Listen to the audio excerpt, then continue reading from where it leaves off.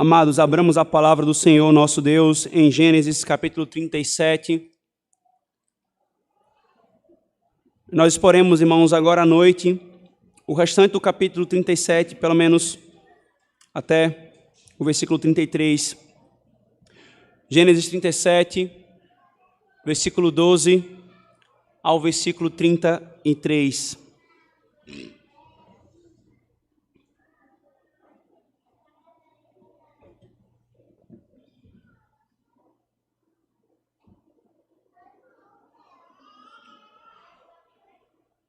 Diz assim, irmãos, a palavra do Senhor. E seus irmãos foram apacentar o rebanho de seu pai junto de Siquém. Disse, pois, Israel a José: não apacentam teus irmãos junto de Siquém? Vem, e enviar-te-ei a eles. Ele respondeu: eis-me aqui.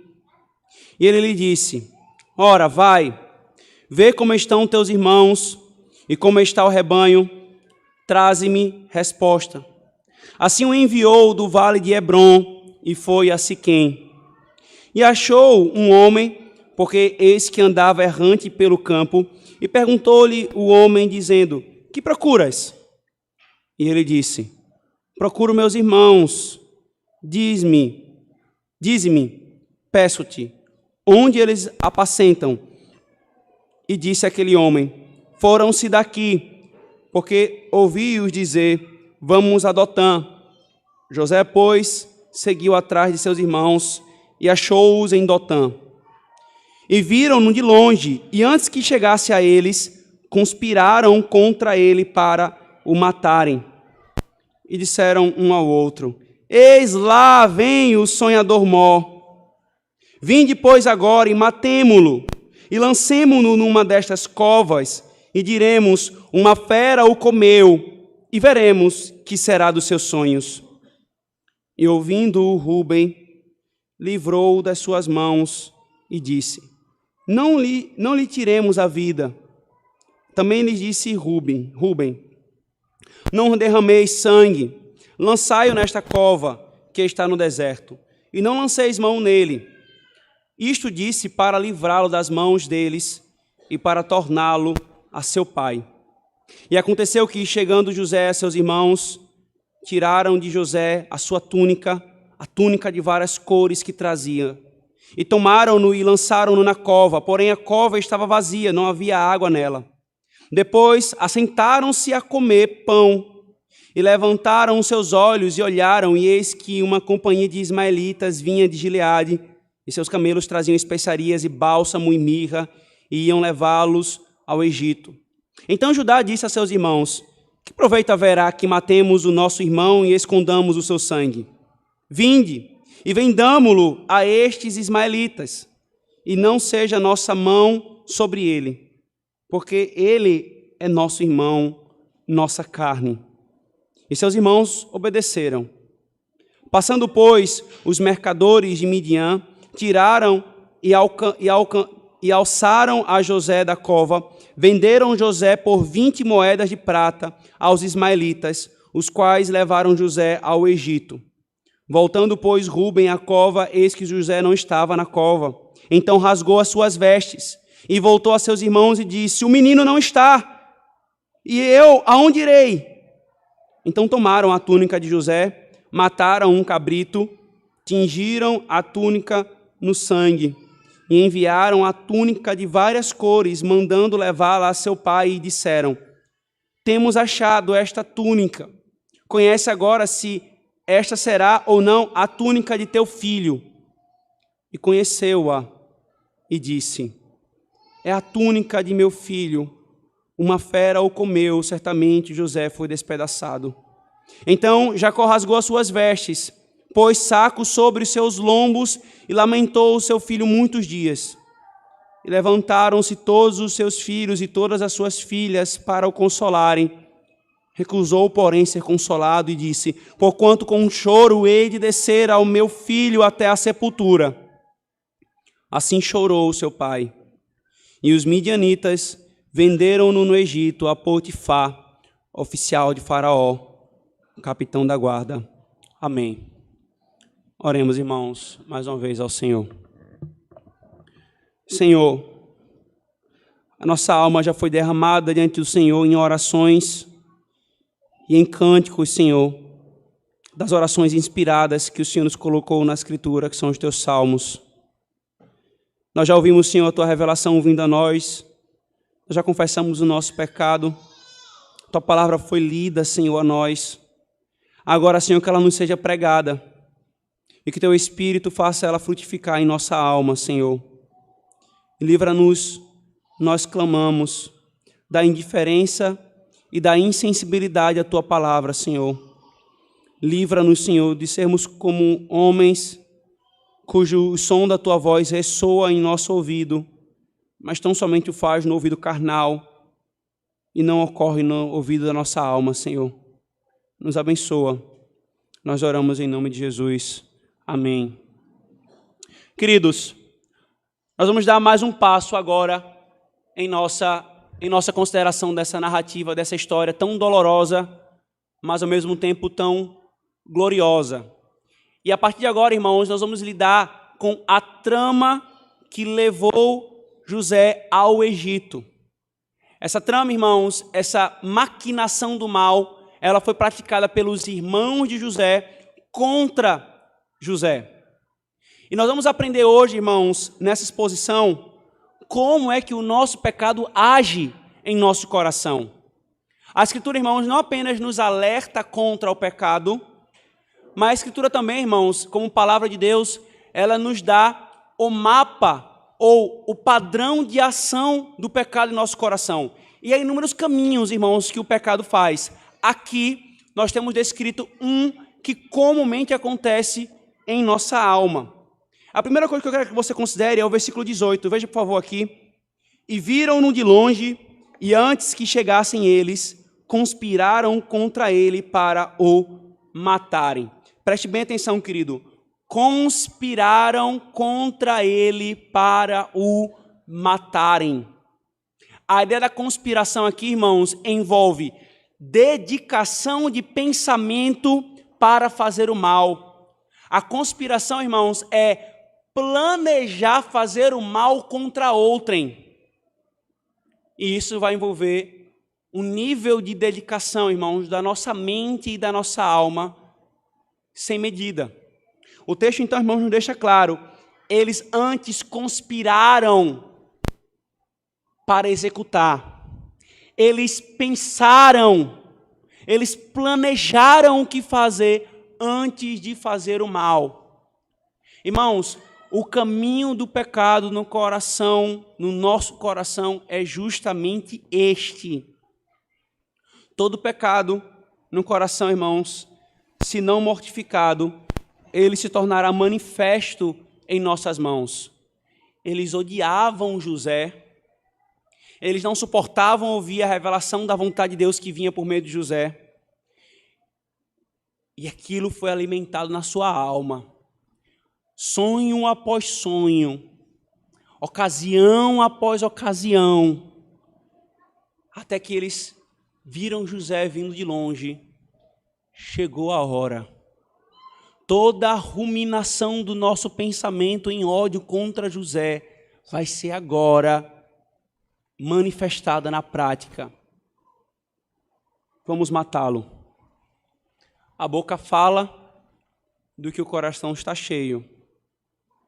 Pelos frutos das nossas obras, conhece-se o coração. E o movimento é sempre este, irmãos. Aquilo que eu guardo e abrigo no meu coração se tornará manifesto em minhas obras. Por isso, irmãos, como se vê no texto, todo ódio no coração se tornará manifesto em algum mal prático, irmãos. No caso aqui, o mal da maledicência, ele já não era mais suficiente. Já não era mais suficiente desprezar José. Já não era mais suficiente falar mal dele entre si, os irmãos. Não, precisava de mais. Todo pecado, irmãos, em especial do ódio, se ele não for mortificado, ele vai dar em morte. Ele vai avançar. Assassinato, talvez, uma opção. Não, vamos vendê-lo como escravo. Você tem noção disso, meu querido? Irmãos que cresceram juntos, planejando a morte de um outro irmão. E aí não o mataram. Antes, o venderam como escravo. Esse é o movimento do ódio, irmãos, e também do pecado de uma forma em geral. Ele primeiro é sentido no coração, depois há uma maquinação, há um remoer disso, há uma conspiração em nossa alma, e então, por último, ele se manifesta de forma prática, irmãos. Por isso, queridos, aqui nós aprendemos, irmãos, cuidado, queridos. Nós devemos ter cuidado com toda a maquinação do mal em nosso coração. Cuidado, meu irmão, se você encontra o seu coração maquinando o mal. Maquinar o mal, irmãos, que é essa expressão que eu estou usando para essa conspiração do mal, é uma outra forma de dizer isto: dedicar os seus pensamentos a fazer algo que é pecado. É isso que os irmãos de José fizeram aqui, é este os alertas da Escritura Sagrada, irmãos. Maquinar o mal, queridos, a Escritura nos apresenta, é a marca dos ímpios. É a marca daqueles que não temem ao Senhor. Eles são identificados na Escritura por isto. Eles maquinam o mal. Veja, não precisa abrir, apenas ouça. Salmo 41, verso 7. Todos os que me odeiam cochicham entre si contra mim. Contra mim maquinam o mal. Salmo 140, verso 2. Livra-me, ó Senhor, do homem mau, guarda-me do homem violento, os quais maquinam maldades no coração. Estão sempre projetando guerras. Provérbios 12, 20. No coração dos que maquinam o mal há engano, mas os que aconselham a paz têm alegria. Ezequiel 11, 2. E disse-me, filho do homem, estes são os homens que maquinam perversidade e dão mau conselho nesta cidade. Oséias 7, 15. Contudo, fui eu que os ensinei, e lhes fortaleci os braços. Entretanto, maquinam o mal contra mim. E por último, Malaquias 2, 1 e 2. Ai daqueles que nas suas camas intentam a iniquidade e maquinam o mal, à luz da alva o praticam, porque está no poder da sua mão. Cobiçam campos e roubam-nos, cobiçam casas e arrebatam-nas, assim fazem violência a um homem e à sua casa, a uma pessoa e à sua herança. Por que foi tão fácil os irmãos de José fazerem um ato tão hediondo, irmãos? Porque já estava lá a semente do pecado sendo regada, sendo trabalhada, sendo cultivada, adubada. A maquinação do mal, irmãos. Meu querido, quanto mais tempo você gastar pensando em fazer o mal, mais a sua alma se acostumará com ele. Mais ela buscará legitimações e razões justas para executar aquele mal. Mas a sua alma se disporá a praticá-lo. E quando chegar a oportunidade, não será uma grande surpresa quando você se lançar na prática.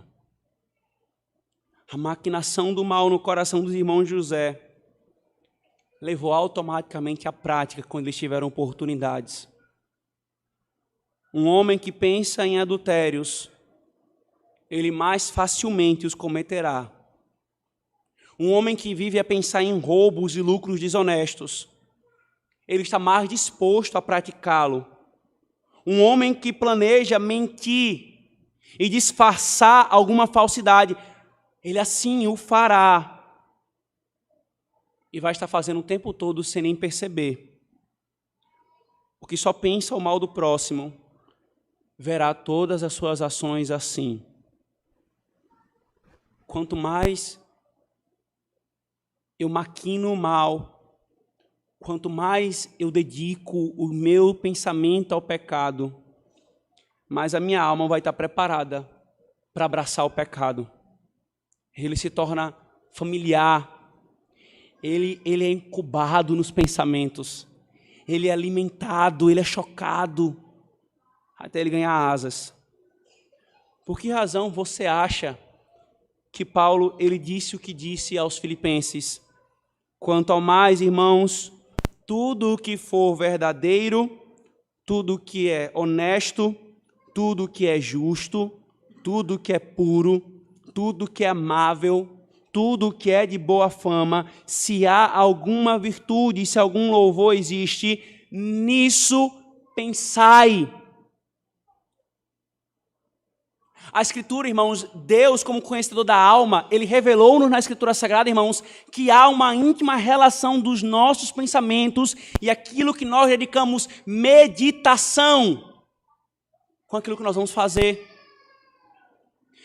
Note, irmãos, que meditação, aquilo que a igreja é tão encorajada a fazer, ela não é meramente para o bem. A Escritura chama meditação para o mal disto, maquinação do mal. Dedicar a alma a pensar como fazer o mal. Abra, por favor, Provérbios capítulo 23. Note a relação que há, irmãos, entre o que nós pensamos e o que nós somos ou praticamos.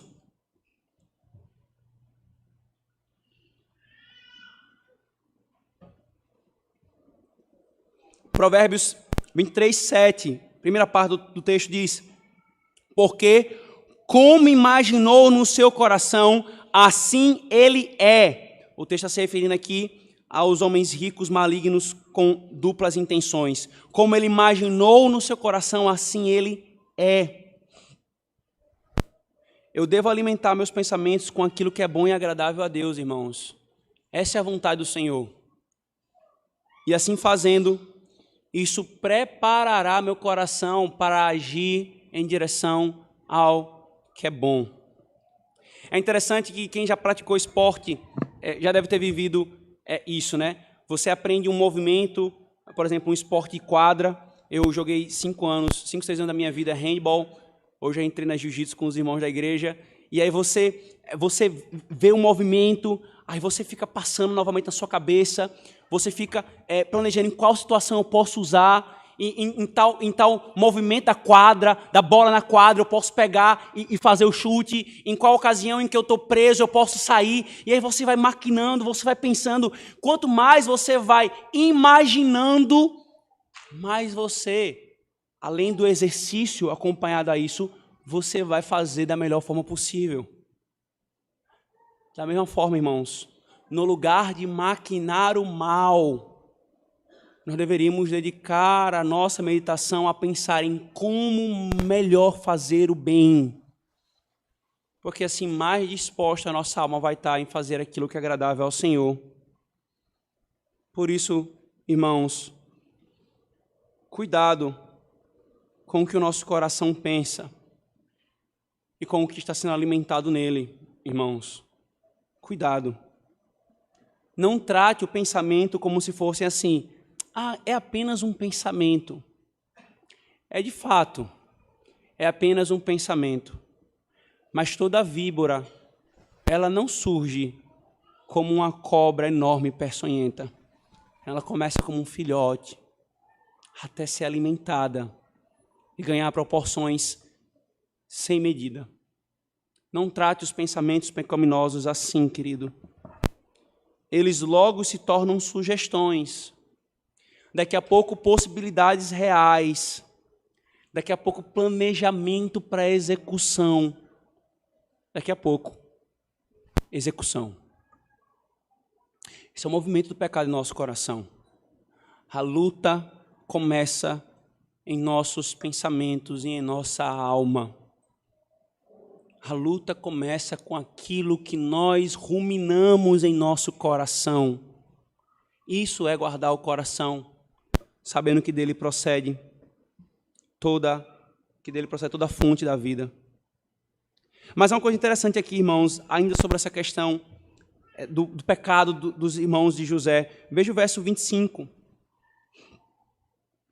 Depois assentaram-se a comer pão e levantaram seus olhos e olharam, e eis que uma companhia de ismaelitas vinha de Gileade e seus camelos traziam especiarias e bálsamo e mirra e iam levá-los ao Egito. Irmãos, Moisés, inspirado pelo Espírito, ele vai trazendo um desencadear de informações e de ações e reações que agrava a cada instante o pecado dos irmãos de José. Uma das coisas aqui, irmãos, que se soma à maquinação do mal é a capacidade deles, irmãos, de planejarem o mal, veja bem, comendo pão. O seu irmão estava numa cova.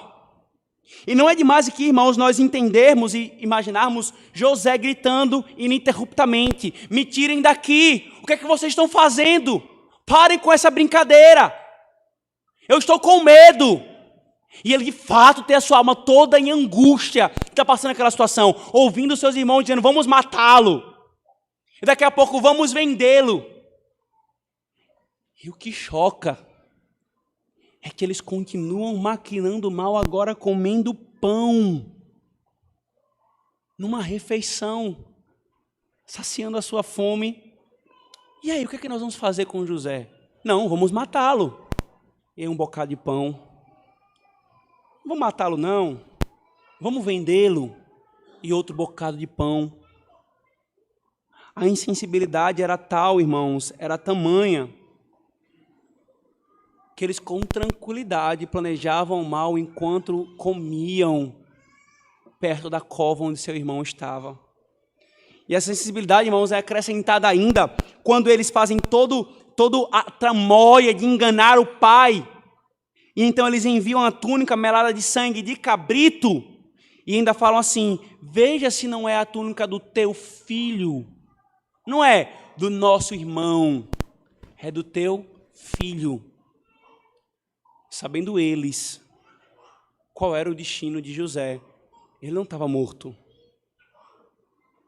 Por isso Calvino falou, irmãos, visto que os patriarcas se sentiam em tal estado de insensibilidade, aprendamos de seu exemplo a temer que, pela justa ira de Deus, a mesma indolência, a mesma insensibilidade no que diz respeito aos pecados, não nos domine, tornando-nos insensíveis. Irmãos, é uma tragédia sem proporções na vida de um homem ou de uma mulher que professa a fé no Senhor, que se torna insensível ao seu pecado. A consciência, irmãos, ela vai se tornando insensível à culpa e insensível ao pecado. Ela já não cumpre mais o seu papel, não porque ela é falha, mas porque foi feita tanta força para se silenciar a consciência, que ela se calou, ou melhor, ela foi amordaçada, ao ponto de poder fazer o mal de forma mais banal possível. Preste atenção, meu irmão. Quanto menos uma consciência estiver atuante, mais perversidades serão cometidas. Quanto menos a sua consciência estiver atuando, mais perversidade você vai ser tentado a cometer. E a consciência, irmãos, ela se faz atuante quando nós, com o coração sincero diante de Deus, queremos entender a lei dele, o que é que tem que ser feito. Queremos entender qual é a vontade dele e clamamos: Senhor, nos faz sensíveis à tua operação, nos faz sensíveis à tua palavra. A consciência, ela atua, irmãos, da forma como ela deve, quando eu não vou negligenciando pecados pequenos. É assim que começa a insensibilidade. É assim que começa. Um pecado pequeno, entenda aqui as aspas, está diante de mim, eu cometo. E daqui a pouco eu já não me sinto mais tão mal por causa daquele pecado. Eu, na verdade, procuro uma forma de justificar, de dizer que está tudo bem, não é bem assim e tal. Aí daqui a pouco vem um agravante. E daqui a pouco vem outro. Um abismo vai chamando outro abismo. Como um corpo viciado em substância, o pecado ele vai caindo mais. Só que eu já silenciei a consciência no seu primeiro movimento. Ela toda vez que abre a boca eu dou-lhe um soco. Cala-te! Até chegar a um ponto de insensibilidade tal que eu me entrego a perversidades inimagináveis. Esse é o movimento do pecado em nosso coração, irmãos.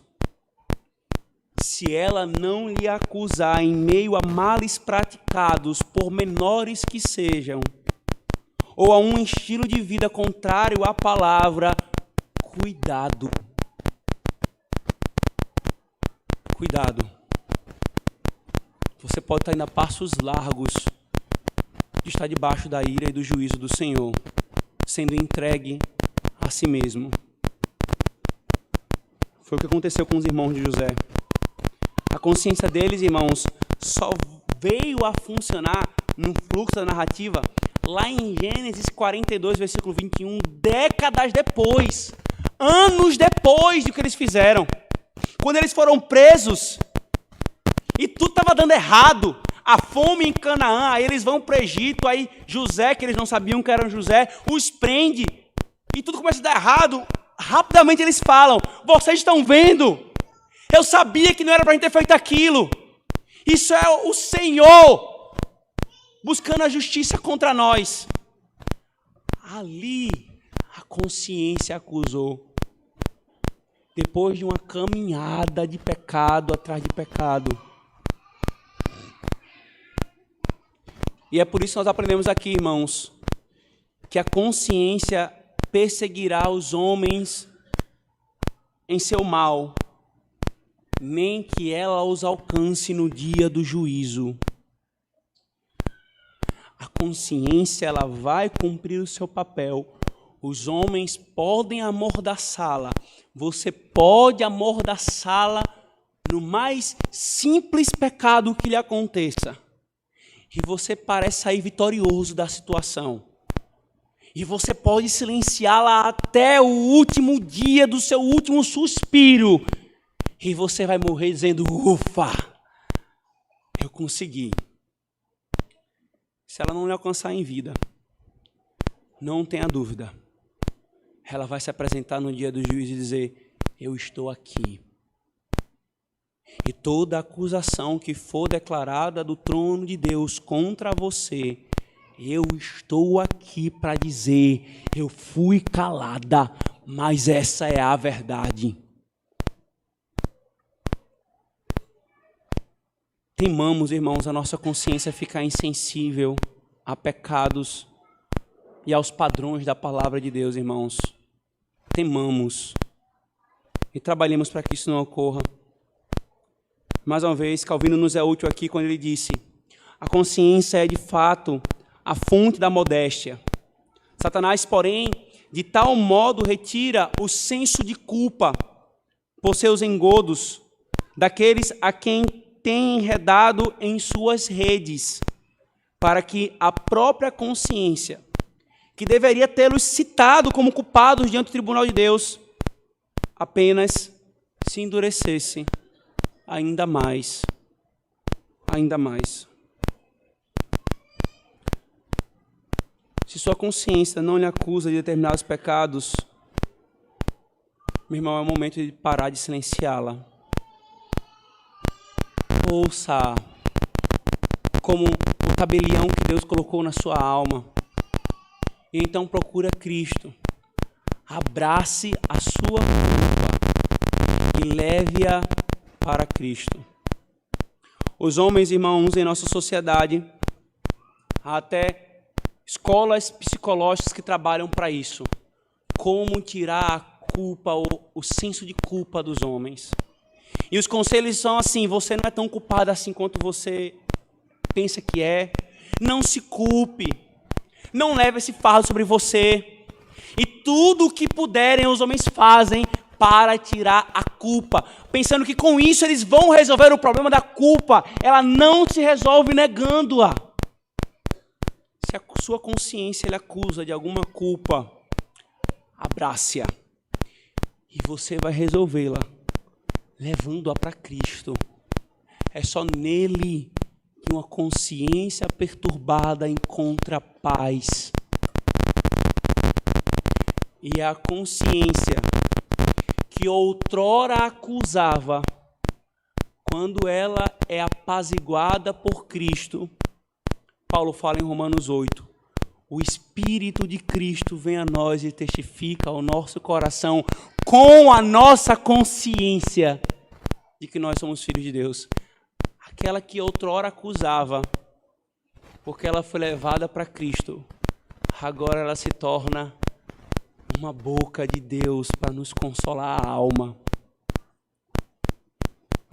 Não silencie a consciência, de forma que você caminhe em insensibilidade tal como os irmãos de José caminharam aqui.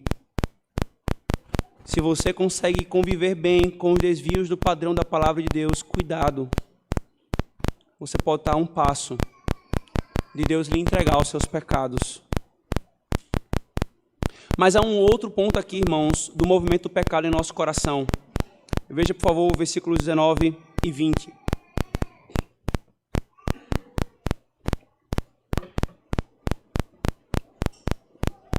Disseram um ao outro: eis lá o sonhador mor.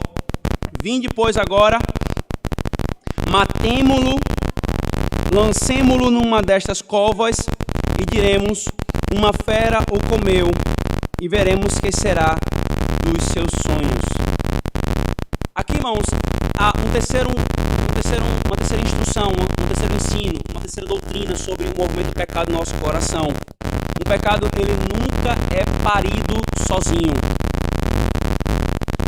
As irmãs, quando vão fazer ultrassom, eu estava ouvindo aquelas irmãs conversarem antes de começar, tem aquela ultrassom, né, que você vai identificar só tem um bebê, né, e é aquele negócio meio nervoso, né, porque se tiver 2, 3, você pode ficar um pouco aperreado, né, mas se tem um bebê, às vezes pode acontecer do médico não olhar bem, e aí lá na terceira, na quarta, na quinta ultra, aparece o segundo bebê que estava escondido atrás do primeiro, e acontece.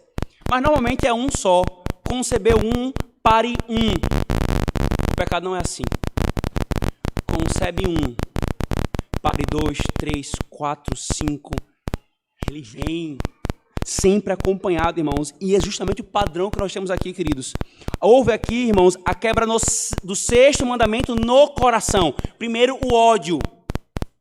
Assassinei José, os irmãos podem dizer, no meu coração. Aí ele avança.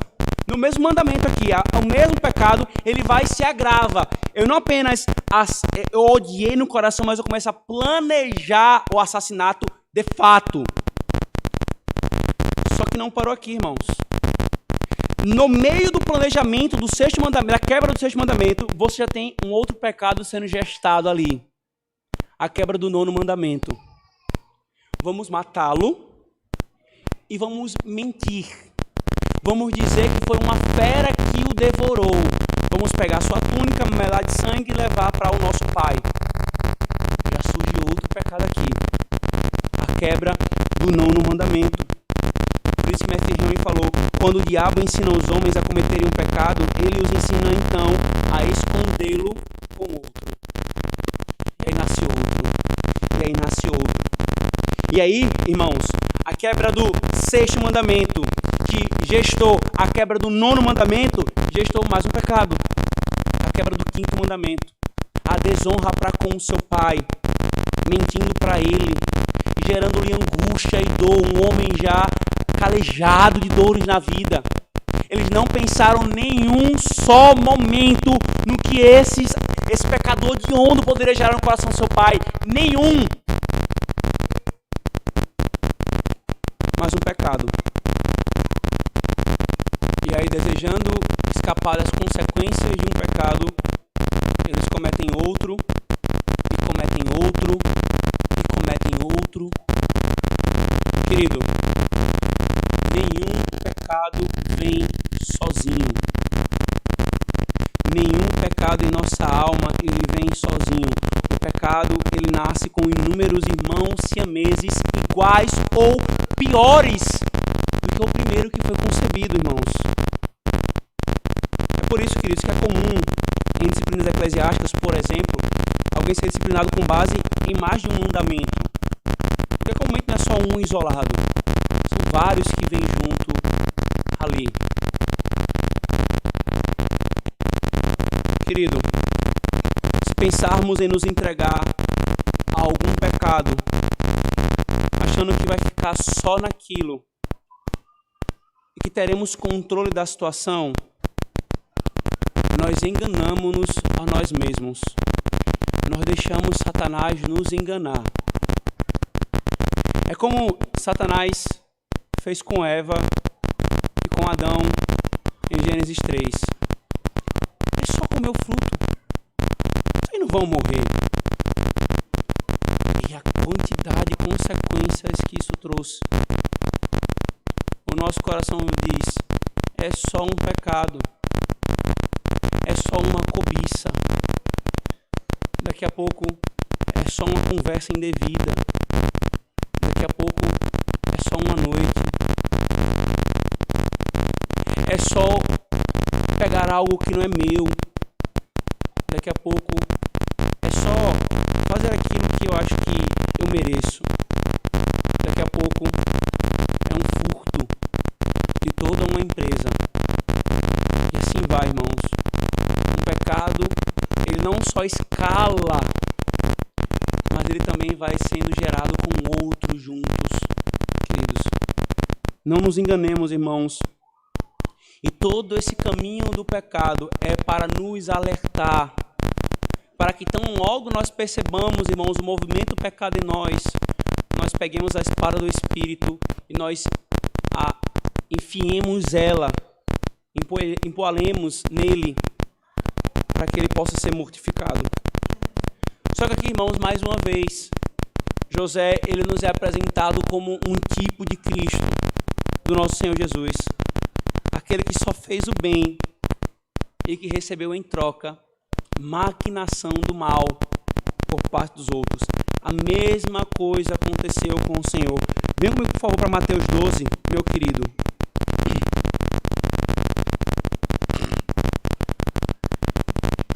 Mateus capítulo 12, versículo 14.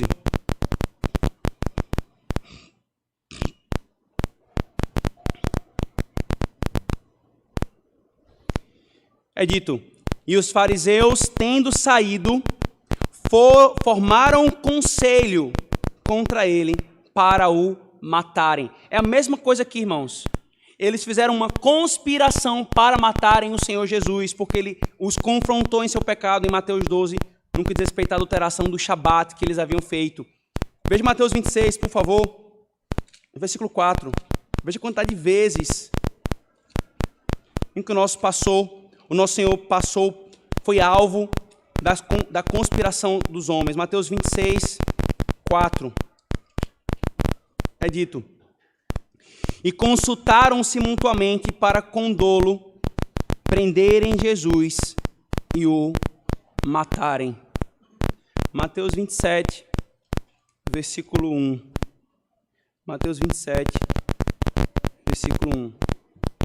E chegando amanhã, todos os principais sacerdotes e os anciãos do povo formavam juntamente conselho contra Jesus para o matarem. O que o Senhor queria, irmãos, quando nós lêssemos a história de José? Ele queria que nós aprendêssemos que viria aquele que, mais injustamente do que o próprio José, seria odiado. Não simplesmente porque ele portava a palavra de Deus, porque ele era a própria palavra de Deus encarnada. E como José foi odiado, Jesus foi ainda mais odiado pelos homens. E como conspiraram contra José, conspiraram não uma, duas, três, inúmeras vezes, até conseguirem prendê-lo, ou melhor, até que ele se entregou para ser preso.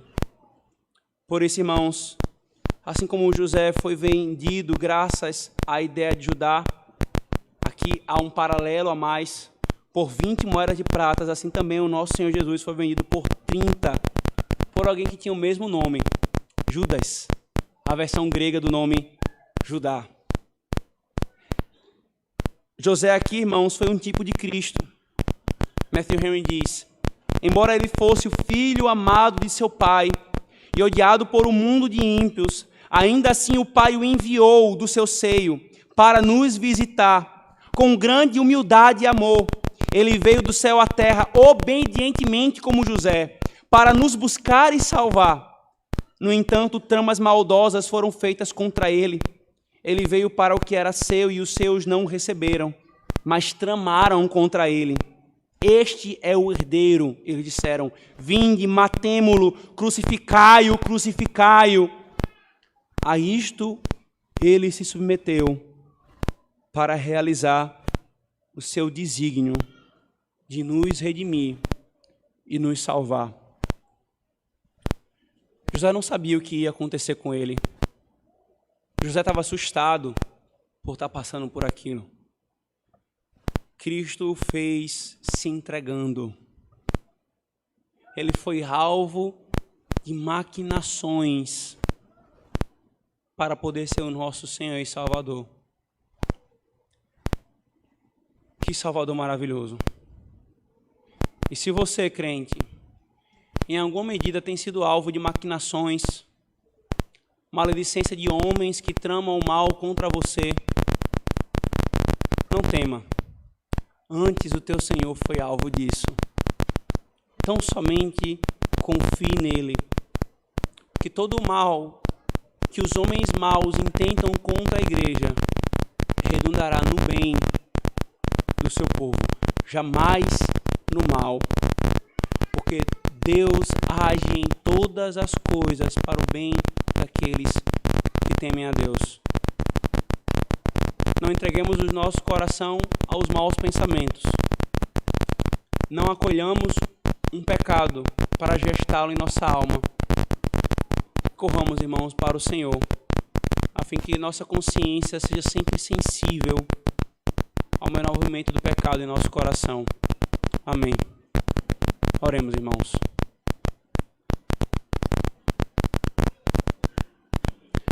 Senhor Deus, obrigado por não apenas, Senhor, nos alertar de que o pecado é odioso e é a coisa que o Senhor mais odeia nesta existência, mas também, Senhor, por nos ensinar de forma tão clara como o pecado ele age e os caminhos que ele pode tomar, Senhor, em nosso coração. Nos perdoa, Senhor, por diuturnamente baixarmos a vigilância, Senhor, contra os movimentos do pecado. E muitas vezes, Senhor, nos encontrarmos maquinando o mal, conspirando, Senhor, para fazermos o mal. Nos perdoa por isso, Senhor.